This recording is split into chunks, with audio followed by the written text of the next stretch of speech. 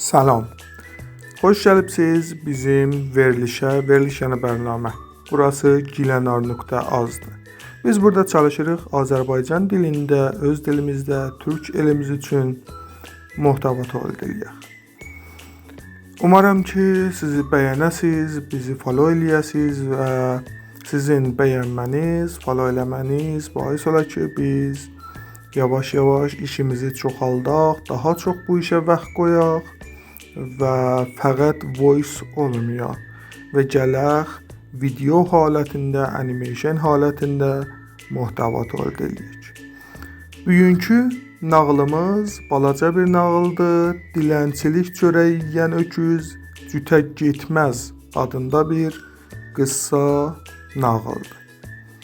Xoş, qəziyə bu cürdür ki, günlərin bir günü bir kişi öküzü cütdən açıb boşladı, biraz dincəlsin. Öküz yola düzəlib getdi, bir dilənçinin torbasındakı çörəkləri yedi. Dilənçi öküz sahibına şikayət gətirib cərimə istədi. Öküz sahibi da ondan cərimə istədi. Dilənçi dedi, mən niyə cərimə verim? Sənin öküzün mənim çörəyimi yeyib. Öküz sahibi dedi, dilənçilik çörəyi yeyən öküz cütə getməz. Umarım ki, bəyənəsiz, like eləyəsiz və follow eləyəsiz və bu işinizlə bizə ümid verəsiz ki, daha çox vaxt qoyaq və daha çox fəaliyyət eləyək.